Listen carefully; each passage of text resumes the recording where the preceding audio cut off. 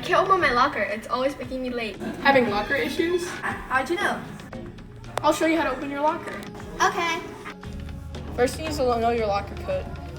You have to twist it 3 times to the right to reset. There we go. Okay, now you're going to twist to the right again to your first number. So our first number is going to be 5. Okay, now you're going to skip to the left.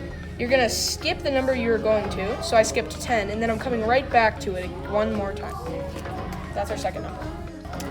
Lastly, you're going to twist to the right again, and you're going to go to your last number. You're going to go straight to it. Don't skip anything. And now you should have opened your lock successfully.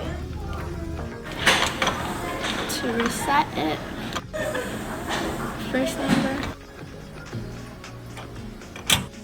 Wow, it worked. Wow, didn't it? Yeah. Thanks. Now I know how to open my locker. Guys are filming, please.